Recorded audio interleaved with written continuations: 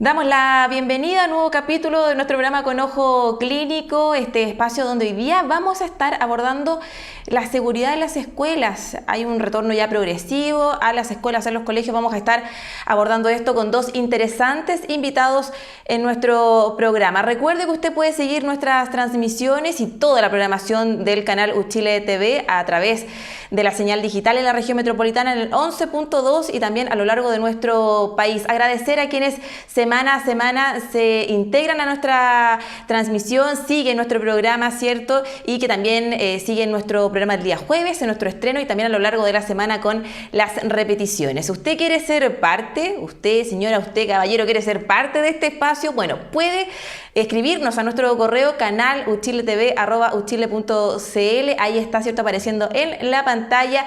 Quiere ser parte de este espacio donde tenemos consultas del público. Tome su celular, grabe, ¿cierto?, la consulta y envíela y nosotros la sumaremos a nuestros próximos capítulos. Aquí comienza nuestro programa Con Ojo Clínico. Y como es habitual, comenzamos revisando las principales cifras de esta semana, donde obviamente ha habido una disminución importante en comparación a lo que teníamos hace un mes y medio atrás. Comenzamos con los casos nuevos. En promedio se ha registrado diariamente una cantidad de 1.062 casos nuevos. Hay una advertencia así que hacen las autoridades, los especialistas. Hay un informe, por ejemplo, ICOVID, que saca la Universidad de Chile, la Universidad Católica y la Universidad de Concepción semana a semana, donde han dado buenas señales en torno a las cifras, a los distintos indicadores, trazabilidad, mortalidad, testeo, pero también está el llamado a la cautela, sobre todo con la mayor movilidad, la mayor cantidad de desplazamiento que existe en las distintas regiones y también la aparición de nuevas variantes. Seguimos revisando otras cifras. Los casos activos actualmente son 7.500 los casos activos en nuestro país, y cuando también la positividad, que es otro de los indicadores bien importantes en medio de esta pandemia, ya no está sobre el 2%, sino que un 1,8%. Insistir en el llamado, ¿cierto?, a mantener las medidas de autocuidado como el distanciamiento social, ¿cierto?, y el uso de mascarillas. Seguimos con las variantes Delta. Se han registrado nuevos casos, 59 en total, siendo 55 de ellas relacionadas a viajeros. 4 de ellas tienen que ver con el contagio comunitario. Se recordarán ustedes que el primer caso lo reportamos hace ya más de un mes y medio, de una mujer, ¿cierto?, que venía proveniente desde Estados Unidos hasta nuestro país, específicamente hasta la región del Maule. Son 59 los casos y esto también enciende las alertas en las autoridades del Ministerio de Salud. Plan paso a paso, también tenemos novedades importantes. Lo decían hace algunas semanas también las autoridades del Ministerio de Salud. Hubo cambios, hay varias comunas ya de nuestro país que están en fase 3, en fase 4 también. Esto ha permitido mayor movilidad. Algunos comercios que no habían podido funcionar regularmente han retomado sus actividades y son solo 2 comunas en nuestro país las que se mantienen en cuarentena. Estamos hablando de Panguipulli y también de Futrón. Aprovechamos de mandarles también un caluroso y afectuoso saludo a quienes nos siguen desde el sur de nuestro país. Otro de los indicadores, camas UCI. También hay novedades en torno a las camas UCI. Este valor ha ido descendiendo en las últimas semanas. Actualmente llega al 85% y según informó el Ministerio de Salud, menos del 50% corresponden a personas, ¿cierto?, contagiadas a pacientes COVID-19. Son también otras patologías que están, ¿cierto?, ocupando las unidades de cuidados intensivos de nuestro país. En torno al toque de queda,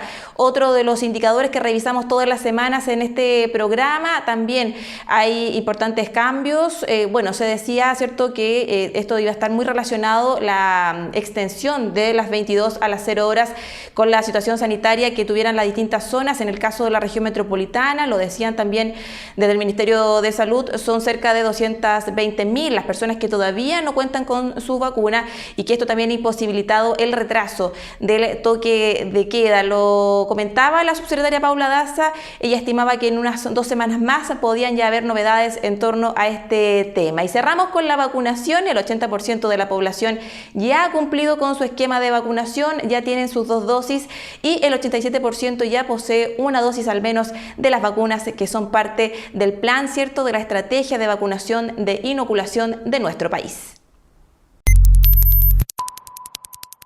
El retorno a clases presenciales ha generado desafíos importantes, no solo para los padres y los escolares, sino que también para todas las comunidades educacionales, profesores, directivos, quienes han tenido que hacer varias adaptaciones, incluso también de infraestructura para poder recibir a los estudiantes. Según cifras de la UNESCO, más de 31 millones de alumnos, de alumnas, siguen siendo afectados justamente por los cambios que han tenido que enfrentar por el cierre de sus escuelas, siendo Sudamérica la zona que se ha visto más afectada por esta situación, por las condiciones que tienen los establecimientos que hay en esta zona del mundo y por la mayor lentitud que han tenido en la reincorporación a las aulas escolares, a las salas de clases. Hay también contrastes en lo que plantean las investigaciones, las indagatorias. Hay quienes plantean que el retorno a clases es seguro, que el estar de manera presencial en las salas de clases no generaría posibles rebrotes,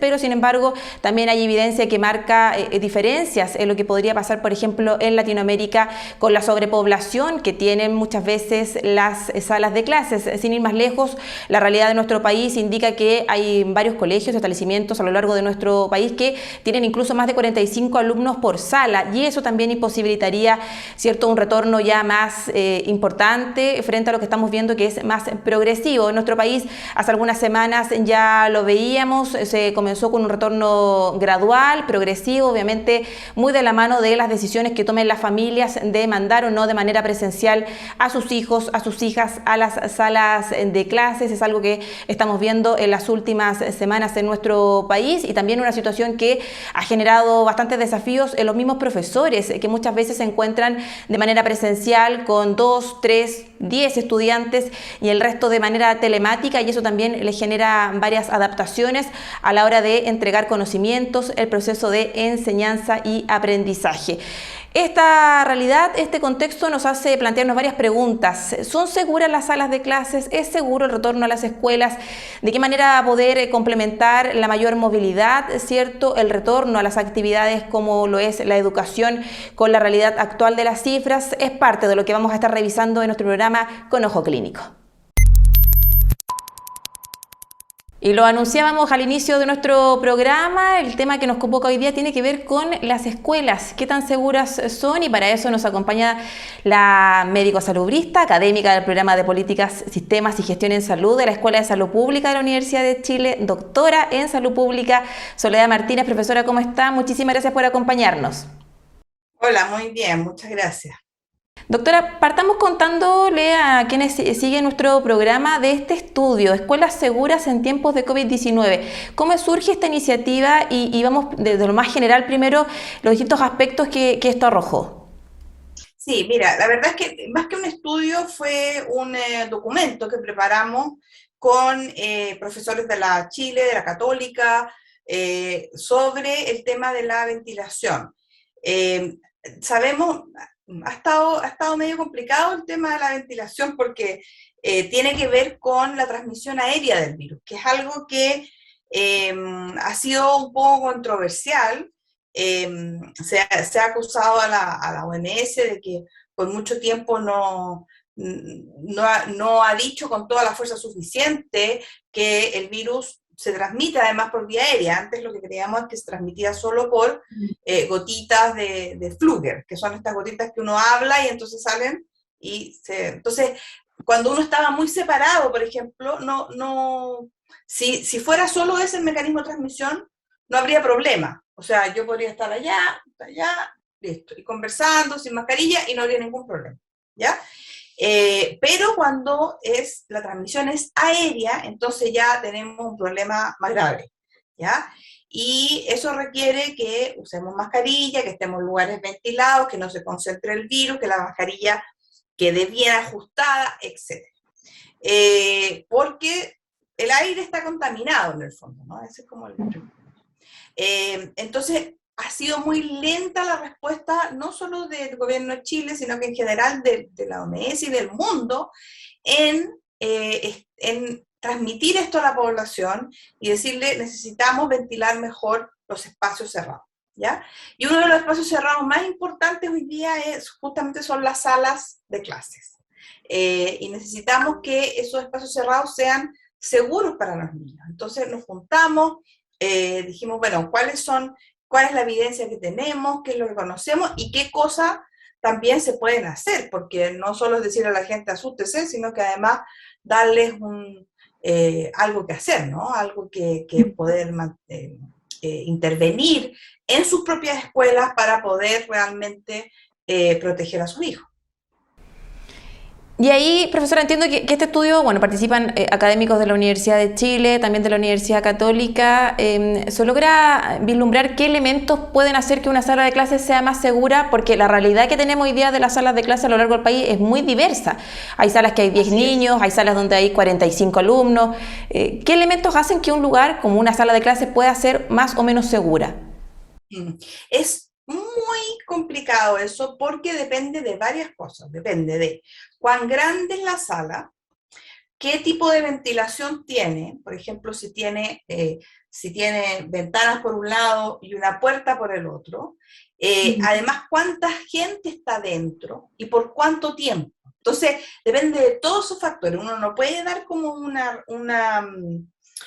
solución que le achunte a todo, digamos, ¿no? Tiene que ir mirando cada una de esas cosas. Pero en general, hay que mantener el aforo que ya definió el Ministerio de Educación, eso sí hay que mantenerlo, y por lo tanto no pueden haber 45 niños adentro de una sala, por ningún motivo, ¿ya? Eso no puede pasar, y entonces lo que hay que hacer es esto que ha dicho el Ministerio, algunos niños en la mañana, otros en la tarde, unos vienen un día, otros vienen otro. Eso es complicado para los profesores, para los niños, pero la verdad es que no hay otra opción porque el tema de los aforos es muy importante, ¿ya? Lo segundo es el tema de la ventilación, y ahí también hay bastantes complicaciones, ¿ah? Una de las más grandes es que estamos en invierno, entonces poder abrir las ventanas y la puerta y que se genere ventilación cruzada, lo que conocemos nosotros más coloquialmente como corriente, que se haga corriente de aire, eh, da frío, y eso es complicado para los niños se pueden resfriar, etcétera, etcétera. Entonces también ahí hay un tema. Y otra cosa que es importante es que no porque estén abiertas las ventanas y la puerta, nosotros vamos a tener una buena ventilación. Además, lo que tenemos que hacer es medir qué CO2 hay adentro de la sala, para saber si realmente estamos logrando o no una buena ventilación. Y para eso necesitamos medidores de CO2. ¿Ya? Y eso es otra cosa que en el documento nosotros hablamos de tratar de conseguir, y sobre todo los colegios subvencionados, las municipalidades, de conseguir medidores de CO2 certificados. No cualquier medidor de CO2 sirve, ¿ya? Unos certificados para poder tener, por último, tener uno por escuela y ir mirando en las salas si se logra realmente o no. Por ejemplo, uno puede ir el fin de semana, abrir todo y ver si se logra realmente una ventilación que corresponde. Ahora, es difícil porque la ventilación depende de cuántos niños hay. Entonces, si uno chequea una sala sola, no es lo mismo que si chequea una sala con 20 niños, ¿sí? Etcétera. O sea, ahí hay que ir haciendo como poniéndose creativo, pero en el fondo una de las cosas importantes es chequear que no esté muy alto el CO2, porque significa que está concentrado el aire y por lo tanto está concentrado el virus. A raíz de lo que nos está comentando, profesora Martínez, pienso, por ejemplo, en las escuelas que están en el sur de nuestro país. ¿Qué hacer con ellas? ¿Cómo ayudarles, por ejemplo, la ventilación? Porque obviamente la temperatura que tiene un alumno que está en Arica en invierno es muy distinta a un alumno que está hoy día en clases en Futrono, que de hecho está en cuarentena. ¿Qué hacer con ellos también? ¿Cómo poder generar herramientas, estrategias, mirando todas estas realidades? ¿El Ministerio de Salud te encuentra que lo ha hecho así? ¿Ha ido como por esa línea? Bueno, yo creo que en general no se ha hecho una diferencia entre uno u otro, y eso también es complicado. La verdad es que, preguntándome así como en el escenario ideal, ¿sí? ¿Qué sería el escenario ideal? Bueno, idealmente todas las escuelas deberían tener un sistema de ventilación que permitiera tener aire acondicionado en verano, tener calefacción en invierno, y que además filtrara el aire y lo limpiara, ¿ya? Con filtros especiales, EPA se llaman, con HEPA. Ya, eso es imposible por ahora, ¿no es cierto? Eso saldría carísimo, no está fácil. Pero al menos para los colegios que están en el sur, sí sería importante que las municipalidades o el mismo Ministerio de Salud invirtiera en filtros EPA, que lo que hacen es que permiten que uno tenga cerrado todo, tenga algún calefactor, pero permiten ir filtrando el aire eh, y limpiarlo del virus. Ahora, igual, con filtro EPA, igual se concentra el CO2, por lo tanto, igual ventilar es importante, ¿ya? Porque el CO2 también no nos hace bien, sobre todo si estamos en un contexto de estudiando, o sea, no es tan bueno. Pero eso puede lograrse abriendo un poquito una ventana, ventilando de repente, como ventilábamos nosotros las casas, por ejemplo. Eso se logra bien, pero, pero para mantener una cosa más cerrada, con más calor, se requeriría que se filtrara ese aire y se limpiara del virus, ¿ya? No da lo mismo que sea una estufa o que sea un aire acondicionado y por lo que entiendo y de pronto sus palabras, la ventilación acá es pero primordial. O sea, hay que tratar de ventilar ya sea con una puerta, ya sea abriendo una ventana. Es complejo igual la situación frente a, por ejemplo, ahora que Pero estamos en puede ser una invierno. puerta o una ventana, tiene que ser las dos. Tiene que, o sea, el único lugar seguro es cuando tú logras una buena ventilación que se llama cruzada, que es lo que te decía yo de la corriente. O sea, si yo estoy aquí en esta pieza y allá hay una puerta y aquí hay una ventana y yo abro esta ventana, se va a ventilar, sí, pero no necesariamente lo suficiente como para sacar todo el CO2. A veces cuando uno, por ejemplo, tiene solo un lugar donde ventilar, se pone un ventilador para que saque el aire y lo saque para afuera, ¿sí? Para lograr esta ventilación. Profesora, preguntarle también de qué manera las comunidades educativas tienen, deben o se hacen partícipes también de este proceso, de estos cambios, porque lo estamos conversando, la diversidad que hay de establecimientos es bien amplia, entonces también cómo ahí entran a jugar tanto apoderados, los profesores, los mismos directivos en generar estos cambios, adaptar con los recursos que tienen o con recursos que también deberían llegar desde el Estado, ¿no? Para poder hacer frente a todos estos cambios. Así es. Bueno, aquí, nuevamente, aquí es donde uno empieza a ver las inequidades en juego, ¿no? O sea, cómo hay colegios privados, ¿no es cierto?, que ya tienen todo listo, ¿no? Y tienen los medidores de CO2 y la filtración y tienen todo listo, digamos, y colegios públicos o particulares subvencionados que tienen problemas como para generar eso, no solo, porque no saben cuál medidor se debe comprar o en el fondo no tienen tampoco dinero como para contratar una asesoría de ventilación, ¿no es cierto? Pero también porque no han llegado los dineros para hacer esos ajustes y esas adecuaciones al espacio para que sea más seguro. Entonces ahí claro, yo diría que lo más importante sería que les llegaran estos recursos a los colegios. Los papás pueden hacer muchas cosas, pero finalmente hay un tope también de recursos que es casi imposible de subsanar, ¿no? Y que realmente genera mucha inequidad. Pero los papás pueden, por ejemplo, llevar a sus hijos a vacunar, a todos los niños mayores de 14 años, pueden pedir y asegurarse que se ventilen las salas, que se mantenga la distancia. Y una cosa muy importante que tiene que ver justamente con la transmisión aérea, que es comprar unas mascarillas que sean de buena calidad, ¿ya? Ahora, de nuevo, no todos pueden comprar una mascarillas que sean de buena calidad. Entonces, nosotros también creemos, y una de las recomendaciones es que el gobierno también entregue mascarillas para los niños, para que ellos puedan usar una mascarilla de buena calidad, que ajuste bien, pero que filtre también, ¿sí? Una mascarilla KN95 o una mascarilla comunitaria, pero certificada, ¿ya? Para que sepamos realmente que está funcionando. Exacto, porque las realidades son bien diversas. Conozco un caso cercano bien particular que es el propio profesor, la propia profesora que termina comprándole mascarillas para los estudiantes que están en sus salas de clase. Entonces ahí también, Así lo decía es. usted, el tema de la inequidad. Quiero llevarla ahora, profesora Soledad Martínez, a que revisemos una consulta que nos llega desde el público. Mire, escuche. Hola, ¿qué tal? Respecto a los niños, mi consulta es, ¿cuál es la recomendación sobre la colación y el recreo? Porque al menos en el colegio de mi hijo, los niños comen la colación en la sala y luego de la colación se cambian la mascarilla a otra, ¿cierto? Y salen a recreo.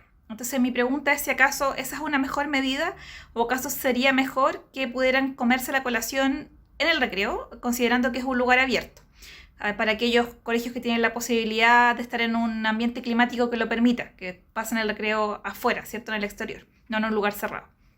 Ahí estaba la consulta que nos deja Miski Peralta desde la comuna de Ñuñoa. Una situación muy común, habitual, la colación de los niños. ¿Qué es mejor, que se la coman en la sala o que lo hagan afuera en el patio? Excelente pregunta, buenísima. La verdad es que tienen que comerla al aire libre, ¿ya? Es muy importante porque la idea es que cuando estén adentro de la sala no se saquen nunca la mascarilla, nunca, jamás. Y para comer, por supuesto, hay que sacarse la mascarilla. De hecho, yo a mi hijo les tenía prohibido y en el colegio les decían que solo podían comer adentro de la sala en 5 minutos, ¿sí? Y por lo tanto, entonces yo tenía que hacerles un buen desayuno porque yo les decía, no les voy a mandar colación porque no se pueden sacar la mascarilla dentro de la sala. Y bueno, y ahí hubo toda una conversación hasta que finalmente se logró que los niños pudieran comer afuera. Los niños tienen que comer afuera. No pueden estar sin mascarilla adentro de la sala, por ningún motivo. Perfecto. Le quiero hacer otra consulta, profesora, con respecto a qué tan necesario era que los estudiantes comiencen o retomen cierto su sistema educacional, vuelvan a las salas de clase. ¿Cómo compatibilizamos las cifras que si bien hoy día están a la baja, pero siempre está la preocupación latente de una posibilidad de un rebrote o que venga una nueva ola, ¿cierto? Por cómo se ha dado la pandemia. ¿Cómo compatibilizamos eso con la salud mental de los escolares? Pensando quizás en los preescolares que están en todo el proceso de socialización con sus compañeros, con sus amigos. ¿Cómo compatibilizar todo eso, esta necesidad de que ellos vuelvan a la sala de clase, no solo por un tema cognitivo, sino que también por un tema emocional, cierto, social, con la realidad de las cifras? Sí, bueno, aquí hay varias cosas. Uno, yo estoy totalmente de acuerdo con el criterio de la UNICEF y que ahora también ha sido el criterio del gobierno, que es las escuelas son las últimas en cerrar y las primeras en abrir. Yo creo que eso ya es momento de decir sí, tenemos que ir hacia allá, pero hay un problema muy grave de legitimidad del gobierno. Hay un problema muy grave, no solo por la pandemia, sino que por el estallido social, por una serie de cosas, en que la gente no confía y no confía en mandar a sus hijos, ¿sí? Y eso es una situación muy complicada que, por otro lado, tiene sus bemoles. O sea, eh, uno no puede asegurar a la gente 100% que sus hijos no se van a contagiar. Tampoco puede asegurarle 100% que sus hijos no les va a dar PIMS, por ejemplo.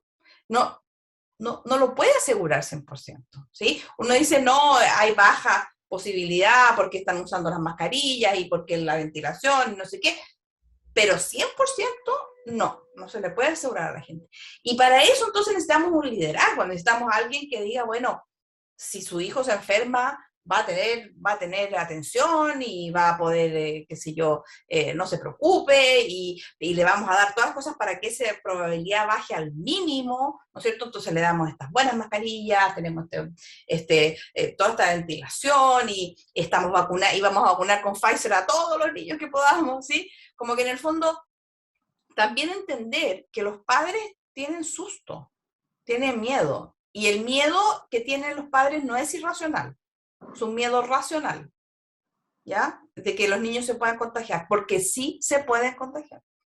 Sí sobre todo los más chiquititos que se sacan la mascarilla, andan con la mascarilla aquí, ¿no es cierto? Se acercan, o sea, los niños agarran cosas y chupa uno y después chupa el otro, o sea, no, en el fondo no es muy fácil, ¿no es cierto?, poder asegurarles que no va a haber una infección. Entonces, pero sí que va a haber lo mínimo, que estamos haciendo lo más posible para que esa probabilidad sea muy baja, y como es muy baja, si se llegara a enfermar, la probabilidad que le diera este PIMS también es muy baja, ¿ya? Entonces, lo más probable que tenga más posibilidades de que salga a la calle y lo atropellen, que le dé COVID y le dé PIMS y qué sé yo, ¿ya? Entonces, cuando uno le explica a la gente de esa forma, uno dice, ya, bueno, ya, ok, ¿sí? Pero es diferente a decirle, confía en mí, ¿no es cierto?, que yo le digo que vuelva, pero yo estoy escuchando por otro lado que necesita una buena mascarilla y yo no tengo buena mascarilla, que se necesita un medidor CO2 y la sala no tiene un medidor de CO2, etcétera, ¿no es cierto? Como que no, ahí hay una cosa cognitiva, que hay una disonancia cognitiva que en el fondo le dice al papá, tengo que proteger a mi hijo. Profesora, antes de cerrar, quisiera volver al informe, a este estudio que ustedes realizaron, la importancia de generar este tipo de análisis, ¿cierto?, de poner sobre la mesa los distintos aspectos que hay que considerar y si este material también llegó a manos de las autoridades, cuál es el curso que sigue, ¿cierto?, frente a este material que prepararon académicos de la universidad junto también a otras instituciones. Sí, bueno, sí, de todas maneras, esto es muy relevante, sobre todo en este contexto de rápida evolución, ¿sí? En el fondo, hace un año no sabíamos nada de COVID, hoy día sabemos mucho más, pero esto ha sido muy rápido, entonces no podemos esperar a tener unos ensayos clínicos con no sé qué cosa. O sea, tenemos que ir tomando decisiones muy rápido, pero ojalá con la mayor información posible. Lo que hicimos nosotros fue justamente eso, fue con expertos de las dos universidades, pero también de muchas disciplinas, expertos en salud pública, pero también yo ni siquiera sé cómo decirle a estos expertos, porque son unos expertos muy especiales como de aerosoles y como el aire, entonces, cosas que yo, física y cosas como muy difíciles para mí, pero en el fondo con todos estos expertos que tienen la capacidad de acceder rápidamente a la evidencia que se va generando la semana pasada, ¿sí? Y poder transformarlo de forma fácil en una recomendación, ¿sí? Entonces, esa parte es súper importante, sobre todo en este contexto de alta volatilidad y alta incertidumbre. Y para nosotros fue realmente muy satisfactorio poder hacer este documento. Han salido otros, la Universidad Católica sacó uno muy bueno para parvularios, para educación preescolar, han salido otros y todo esto por supuesto se ha enviado también al ministerio, y yo creo que ha sido un aporte porque ahora el último protocolo que el ministerio liberó, el último, tiene todo el tema de la ventilación cruzada y todo, así que apareció, digamos, ese tema. Así que muy bien. Claro, que este aporte se considera en el fondo para futuras decisiones de quienes están encargados justamente de eso en nuestro país. Le queremos agradecer a Soledad Martínez, médico salubrista, académica del programa de Políticas, Sistemas y Gestión en Salud de la Escuela de Salud Pública de la Universidad de Chile, doctora en Salud Pública, por estos minutos, por comentarnos todo esto y información muy valiosa, sobre todo para los padres, las madres, las familias que a esta hora siguen nuestro programa y que están en esta disyuntiva, ¿no?, de mando o no mando a mi hijo al colegio, se contagia o no se contagia. Es bien interesante también entregarles estas luces, ¿no? Profesora, muchísimas gracias por acompañarnos. Ya, pues, un gusto también. Gracias por la invitación. Mucho se habla de las vacunas, en poco tiempo se consiguieron las vacunas. ¿Por qué se dio esta situación? ¿Qué implicancias hicieron que tuviéramos no solo una, sino, por ejemplo, en nuestro país, 5 vacunas ya autorizadas? En el siguiente material audiovisual nos explican de manera bien lúdica en qué consisten y por qué hoy día tenemos esta variedad y oferta de vacunas contra el COVID. Buenas noticias. Habemos vacuna para COVID-19. Los avances científicos y tecnológicos han permitido que el 2021 tengamos vacunas de última generación que se pueden desarrollar, testear y masificar de forma rápida y segura para ayudar a protegernos de enfermedades. ¿Qué son las vacunas? Son preparaciones que se inoculan para entrenar al sistema inmune y activar las defensas del organismo para que esté listo para reconocer a patógenos como virus y bacterias sin haber tenido contacto previo con el patógeno, generando inmunidad contra este. ¿Qué vacunas hay disponibles para el SARS-CoV-2? En Chile, hasta junio de 2021, se encuentran aprobadas 5 vacunas para su uso de emergencia en la población. Pero, ¿cómo fue posible producir y aprobar el uso de vacunas para una enfermedad reciente? El conocimiento científico acumulado y años de progreso en nuevas tecnologías permitieron que el desarrollo de las vacunas y sus estudios de evaluación fueran en tiempo récord. Para autorizar el uso de emergencia de estas vacunas, se requieren estudios científicos que permitan asegurar el beneficio y la seguridad de la vacuna en la salud de las personas. ¿Cuáles son los mecanismos de acción de estas vacunas? Existen varias formas de poner en contacto al organismo humano con un virus impostor, capaz de ser reconocido por el sistema inmune como tal, pero incapaz de generar la enfermedad en personas sanas. En el caso de los virus, clásicamente estos han sido administrados en las vacunas como virus atenuado, el virus completo debilitado, virus inactivado, el virus completo que no genera enfermedad, subunidades, partes del virus, proteínas que lo identifican como tal. Nuestro sistema inmune reconoce al virus impostor y se activa una respuesta que genera anticuerpos. Entonces, cuando el sistema inmune se enfrente al virus verdadero, ya tendrá los anticuerpos para controlarlo. De esta forma, se impide la infección o bien se logra que se generen formas más leves de la enfermedad. Todas las vacunas autorizadas en Chile han probado ser seguras en el corto plazo y además reducen las formas graves de COVID-19. Las vacunas son beneficiosas y Todos debemos vacunarnos, pero nos protegen para no morir o no enfermar grave y caer a una unidad de cuidado intensivo. Son un elemento más en la protección. Pese a que estemos vacunados, tenemos que seguir usando mascarilla, lavarnos las manos, mantener un distanciamiento físico, evitar las aglomeraciones y ventilar. Eso lo tenemos que hacer hasta que todos estemos vacunados. Recuerda, la vacuna es por ti y por todos tus seres queridos.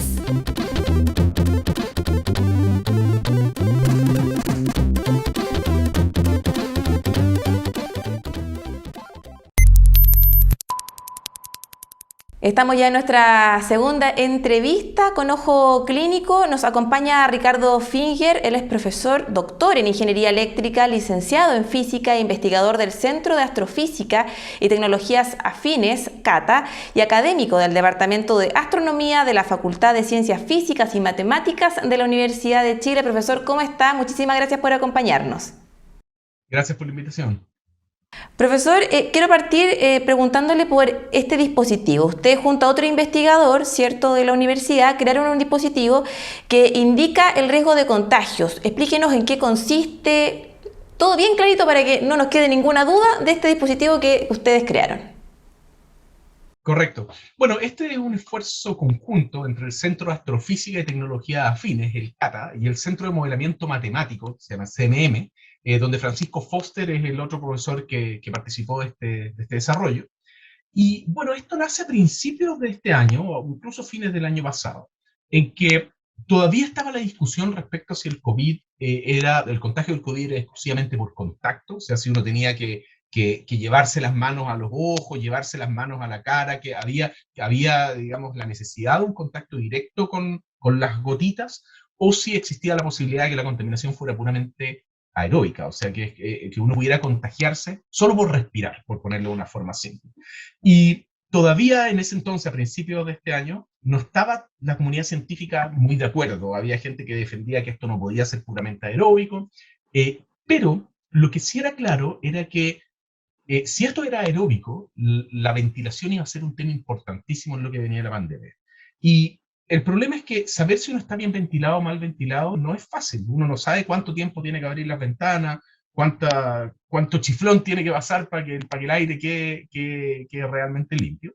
Y es un problema que por supuesto se acrecenta en invierno, porque en invierno uno no quiere perder la calefacción. Entonces ahí la pregunta es, ¿hay una forma de estimar científicamente, objetivamente, de medir si la calidad del aire en un lugar es buena? Y resulta que sí, que es a través de medir el CO2.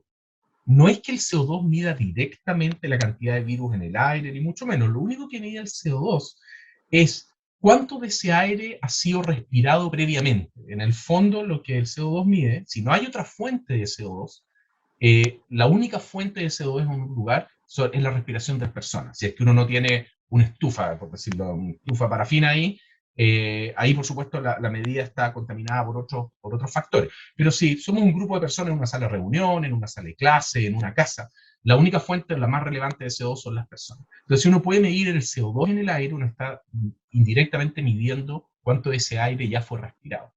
Y bueno, entonces se podía usar como un muy buen indicador de la calidad del aire, de qué tan fresco está el aire. Entonces decidimos buscar ahí qué era lo que estaba disponible. Nos dimos cuenta que los sensores de CO2 de buena calidad son muy caros y no tenían conectividad. La gran mayoría eran sensores locales, que uno los tenía en un lugar, uno tenía que mirar la pantalla, decidir qué hacer, pero esos datos no eran almacenados en ningún lado. Y en los tiempos en los que vivimos, los datos son lo más importante. O sea, si uno puede tomar todos esos datos y guardarlos en un lugar, después uno puede hacer estudios sobre esos datos y descubrir un montón de cosas. Hay un montón de conocimiento que viene exclusivamente de la posibilidad de tener los datos en un lugar. Entonces decidimos que lo que estaba disponible era insuficiente y que había que desarrollar un sensor que tuviera un costo razonable, pero que además se pudiera desplegar en escuelas, en hospitales, en centros comerciales, y que uno pudiera tener los datos en tiempo real de cuál es la calidad del aire en todos los lugares. Y ahí nace el proyecto. Y ahí nació este prototipo. ¿Cómo funciona exactamente este prototipo? Entiendo que es una cajita, que digamos que leyendo parte de las notas que se publicaron también de prensa, su corazón es como un sensor que mide este CO2. Si puede explicarnos cómo funciona en lo práctico este dispositivo. Claro, lo más importante es el sensor que detecta el CO2. Hay distintas tecnologías para detectar CO2, de las cuales hay algunas que son directas y otras que son indirectas. ¿Qué es lo que quiero decir? Uno puede medir directamente cuánto CO2 hay en el aire a través de observar cómo el CO2 del aire interfiere en la propagación de la luz. ¿Ya? Hay una longitud de onda y un color de la luz que es invisible a los humanos, está en el infrarrojo, está en un rango donde nosotros no vemos, pero que el CO2 es muy eficiente en absorber esa región del espectro, esa longitud de onda.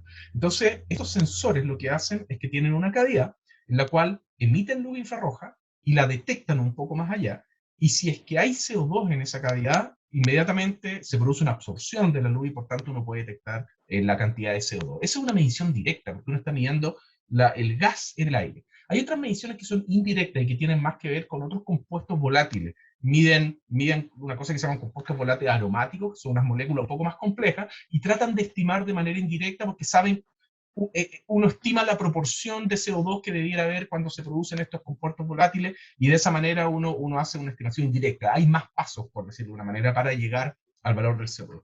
El problema es que esta segunda forma de estimar CO2 tiene muchos errores. Depende mucho de la humedad del lugar, depende de cosas como el alcohol, ¿sí? Porque esos sensores fueron desarrollados para los test de alcoholemia, el cual uno tiene que soplar, digamos, la bombilla y te marca inmediatamente si hay alcohol en sangre. Esos sensores fueron desarrollados principalmente con ese objetivo. Entonces, son muy sensibles. Por ejemplo, si tú te echas alcohol gel en las manos, inmediatamente el sensor se va a las nubes, porque está midiendo la cantidad de CO2 de una manera indirecta. Entonces, lo primero fue seleccionar la tecnología que mide específicamente el CO2 en el aire.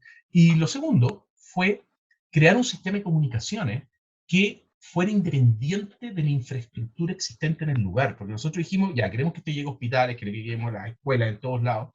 Uno no siempre puede confiar que hay una red de Wi-Fi de buena calidad, con buena señal, que no se corta. Incluso en lugares donde hay redes de Wi-Fi con buena señal, muchas veces igual se corta porque el password cambia, o la dirección IP.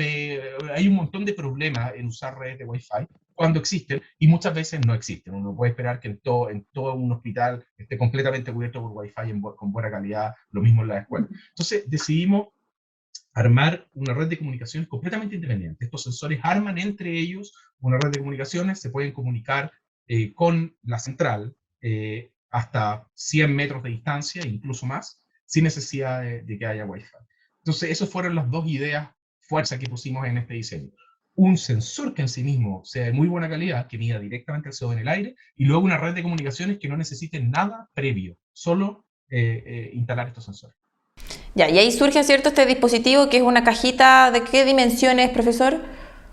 Es una cajita, la puedo medir aquí mismo, hay una versión más chica que esta, pero es una cajita que tiene 6 por 10 por 9, o sea, es una... Ahí la estamos viendo, perfecto. Y tiene una antena. Y bueno, está muy ventilada naturalmente porque necesita tener contacto directo con el aire. Perfecto. Profesor, ¿y esto ustedes dónde lo probaron? ¿Lo probaron en escuelas? O sea, crean este dispositivo y dicen, ya, ahora hay que ponerlo en práctica, hay que ponerlo en marcha. ¿Dónde lo probaron? ¿En hospitales, escuelas? Tenemos varios pilotos corriendo actualmente. El primer piloto fue en la facultad misma, la Facultad de Ciencias Físicas y Matemáticas, en Bochef, donde pusimos 5 sensores en distintas oficinas. Y la respuesta fue muy buena porque la gente que trabaja en esa oficina rápidamente reaccionó a los valores de CO2 y a la alarma que produce el sensor cuando se supera el valor seguro, que es de 700 ppm, y empezó a abrir las ventanas cuando veía que primero cuando sonó la alarma abrió las ventanas, pero a los días siguientes lo más interesante es que se adelantó a que la alarma sonara. O sea, empezó a estar consciente de la presencia del sensor, y cuando veían que iban para arriba los números, abría las ventanas antes de llegar a los niveles peligrosos. Entonces, la respuesta de los usuarios fue muy buena, y eso, bueno, nos permitió extender estos pilotos a distintos lugares. Y hoy día tenemos pilotos bueno, estamos trabajando en el Hospital Calco-Maquena, tenemos pilotos en colegios, vamos a instalar un piloto en el GAM, tenemos ya varios pilotos, todos ellos de 5, 10 sensores, más o menos de ese tamaño, y que esperamos puedan crecer mucho más. Profesor, dado lo que usted nos cuenta, nos explica, ¿es posible medir el CO2 sin tener este tipo de dispositivos? Se lo pregunto de otra manera, ¿cuán importante es contar con este tipo de prototipos frente a la necesidad que tenemos hoy día en esta pandemia, por ejemplo, en las salas de clases, en los hospitales, en consultorios, en oficinas, ¿cierto?, de atención al público? A ver, el CO2 es invisible, es inoloro, es incoloro, es imposible saber si hay mucho o poco CO2 en una sala. Tanto es así que cuando nosotros creamos estos sensores, nos llevamos cada uno para la casa y nos impresionamos de los niveles de CO2 que se pueden producir en cualquier lugar. En la oficina, acá en el lugar donde yo trabajo en la casa, de repente el CO2 se va a 1000, a 1500, a 2000, que es muchísimo. Claro, cuando uno está solo eso no importa, porque, o sea, no importa desde el punto de vista del contagio de COVID, pero sí importa desde el punto de vista de las capacidades cognitivas, porque cuando uno supera 1000 ppm en CO2, ya pueden haber cierto impacto en las capacidades cognitivas, en la concentración, en la habilidad de entender problemas complejos, y cuando uno aumenta por sobre 2000, ahí está documentado no solo el impacto en las capacidades cognitivas, sino que también dolores de cabeza y malestares, digamos, asociados al CO2. Entonces, eso también fue una revelación. Este gas ha estado siempre en torno a nosotros, nunca hemos puesto demasiado interés o demasiada energía en medirlo. No obstante, tiene impacto directo en las capacidades de aprendizaje y por tanto, en realidad lo deberíamos estar midiendo en las salas de clase desde hace mucho tiempo. Entonces, no hay una forma de hacerlo si es que uno no pone un sensor, no hay una forma de estimar de otra forma. Y bueno, y medir el CO2, no solo la pandemia, por supuesto, lo motivó, pero esto yo creo que llegó para quedarse. O sea, en lugares, por supuesto, en la minería subterránea, por ejemplo, o en la Estación Espacial Internacional, por supuesto que el CO2 se mide de una manera muy precisa y se mantiene en rangos muy estables, porque se conoce todo esto. Pero la verdad es que nadie lo había puesto como una necesidad de medirlo en las salas de clase, y yo creo que ese es el próximo paso. Profesor, lo quiero invitar ahora a que revisemos una consulta que nos llega desde un profesor de historia, Bruno Cortés, porque aquí también tienen espacio nuestros televidentes. Quiero hacerle la siguiente consulta, mire. Mi nombre es Bruno Cortés, soy profesor de historia y quería hacer la siguiente pregunta. ¿En qué momento es esperable o deseable que aumenten los aforos en los establecimientos educacionales? Esto lo pregunto porque existe una campaña que viene largamente, ¿cierto?, desde meses para incentivar el retorno presencial a las aulas, y las escuelas han estado haciendo esfuerzos de dobles jornadas y situaciones similares para poder hacer coincidir, ¿cierto?, la demanda de retorno con los aforos permitidos. Y ya se ha llegado a un punto en que la demanda de retorno ha superado la posibilidad de aforo en los establecimientos. Entonces, es probable que en algún momento exista la necesidad de ampliarlos. Desde un punto de vista entonces de salubridad, ¿En qué momento es recomendable que eso ocurra? ¿Qué condiciones debiesen existir para ampliar los aforos en los establecimientos? Muchas gracias. Ahí estaba la consulta que nos hacía Bruno Cortés. Profesor, ¿qué le podemos responder? Bueno, hay múltiples variables que determinan cuál es el momento correcto para volver o no a las clases. En el fondo, yo no soy un experto epidemiólogo y no quisiera, digamos, proponer una visión que va a ser parcial, pues yo puedo hablar exclusivamente de la disciplina que yo domino y que tiene que ver con la posibilidad de sensorizar y de medir estas variables en el tiempo. Pero respecto a los aforos, sí hay una parte muy interesante en esta pregunta, que es ¿cuándo podemos liberar los aforos, en el fondo? Y los aforos hasta hoy día se han calculado de una manera estática, exclusivamente basado en los metros cuadrados. Si uno ve el plan paso a paso, dice que, por ejemplo, en tales tipos en comercios, por ejemplo, en estos ambientes se permitirá un aforo de hasta 8 personas, de hasta una persona por 8 metros cuadrados, en otros lugares será una persona por 4 metros cuadrados, y depende exclusivamente de eso. Pero naturalmente eso no apunta al problema de fondo, que es la calidad del aire, en el fondo, que el aforo lo estamos exigiendo para que la calidad del aire en el lugar sea buena. Entonces, otras variables como la altura del lugar, la ventilación del lugar, debieran impactar, ¿cierto? No es lo mismo estar en un lugar súper cerrado sin ventana, aunque tenga un montón de metros cuadrados, a estar en un lugar muy abierto, aunque tenga menos. Entonces, en el fondo, lo que esta tecnología permite es transitar desde un aforo estático, midiendo exclusivamente la superficie del lugar, a un aforo dinámico que mide la calidad del aire en todo momento. Y eso es muy bueno, porque uno puede decir, bueno, ¿saben qué? Yo voy a poner una ventana adicional acá. Yo tengo un restaurante, por ejemplo, y quiero tener más aforo.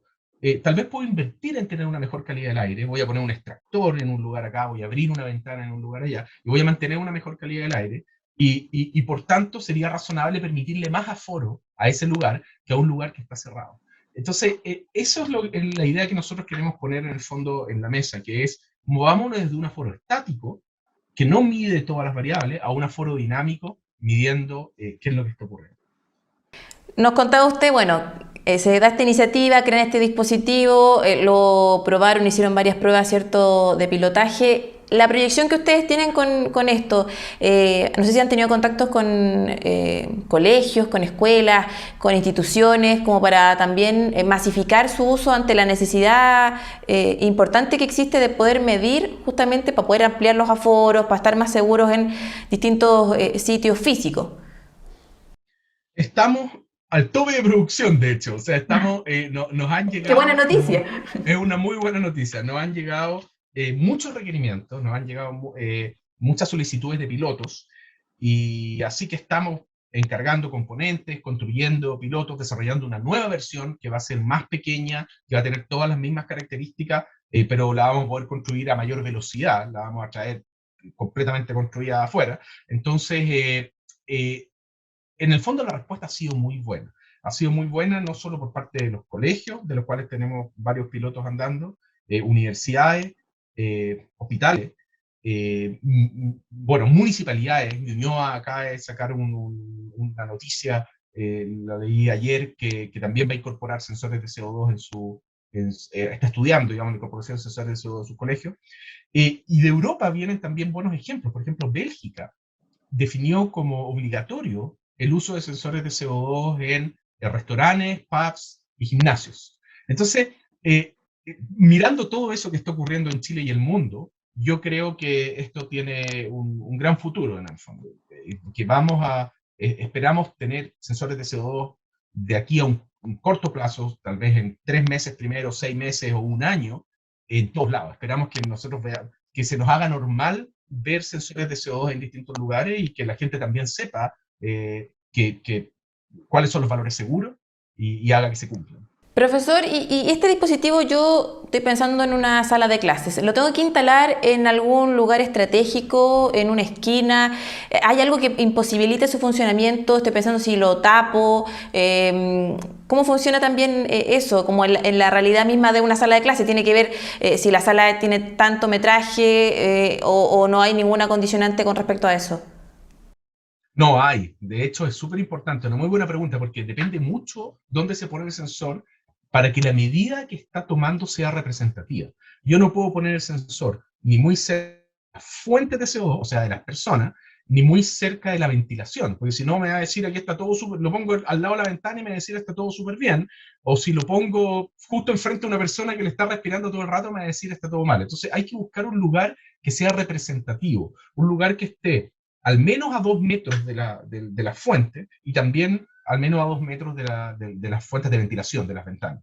Y debe estar a una altura de 1,5 metros. Eso es lo que se considera el mejor lugar para ponerlo. Entonces hay que buscar ahí en la sala o en la sala de reuniones o en el lugar donde esté, ese lugar. Hay que buscar esas características. Que nadie le esté respirando directamente al frente, pero que no esté justo en la corriente de ventilación.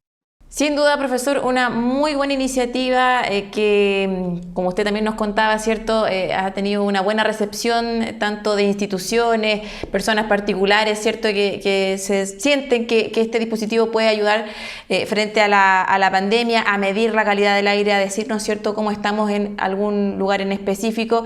Así que nos alegramos y bueno, toda la información también está en el sitio de la Universidad de Chile. Hay una nota completa con este dispositivo, con esta iniciativa, y lo dejamos a todos también muy invitados para que puedan seguir esta información y estar muy atentos a los otros avances que surgen desde nuestros investigadores y nuestros académicos. Le queremos agradecer a Ricardo Finger, doctor en Ingeniería Eléctrica, licenciado en Física e investigador del Centro de Astrofísica y Tecnologías Afines, CATA, académico al Departamento de Astronomía de la Facultad de Ciencias Físicas y Matemáticas de la Universidad de Chile, por contarnos de esto de forma muy práctica, ¿cierto? Incluso nos mostraba ahí el dispositivo hace un ratito. Le agradecemos por estos minutos, profesor, por acompañarnos. No, muchas gracias a ustedes por la invitación. Los invito a entrar al sitio web www.airly.cl, Airly con Y al final, .cl, y ahí pueden ver los datos que se han obtenido, cómo se ve la interfaz web, y bueno, si están interesados pueden solicitar un piloto. Así que muchas gracias por la invitación. Gracias a usted, que le vaya muy bien. En el programa del día de hoy hablamos de iniciativas bien importantes. Lo primero, el informe de escuelas seguras. Hay una situación bien diferente, ¿cierto? En los distintos establecimientos educacionales es importante que se generen este tipo de informaciones, este informe, este estudio que nos presentaba la profesora Soledad Martínez, que entrega herramientas respecto a la situación puntual que tiene que ver con el retorno a las escuelas, a los colegios. Es muy importante que se generen este tipo de aportes, porque ella decía, para que esta información llegue a quienes son los encargados de tomar las decisiones, que se haga con toda la información disponible, que sea un aporte para que el retorno a las escuelas de nuestros niñas y niños, ¿cierto?, sea de la manera más segura posible frente a la situación que hoy día tenemos de COVID en nuestro país. En una segunda parte también hablamos de este dispositivo para medir a través de un sensor, ¿cierto?, medir el CO2. Importante también contar con este tipo de prototipos de manera amplia, ¿cierto?, en las escuelas, en los hospitales, que no sea solo un piloto, sino que esto se pueda instalar y también ayudar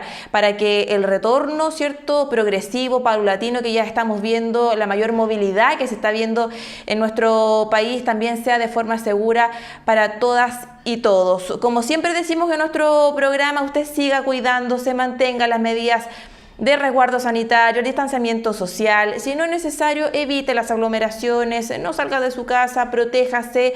También el uso de mascarillas. Hemos tenido programas especiales, ¿cierto?, solo hablando del uso de mascarillas, cuáles son las más apropiadas. Fíjese que estén certificadas, utilícelas en todo momento y de manera correcta, tapando la nariz y también la boca. Y como medida más importante, siempre irrelevante, la vacunación. En la región metropolitana, más de 200.000 personas aún no cumplen con este proceso, y lo importante que es vacunarse, no solo por uno, sino que también por quienes nos rodean. Dejamos hasta acá esta edición de nuestro programa Con Ojo Clínico. Los dejamos invitados a que siga muy pendiente de la programación de nuestro canal UChile TV. Nosotros nos reencontramos la próxima semana con interesantes invitados. Que esté muy bien, muy buenas noches.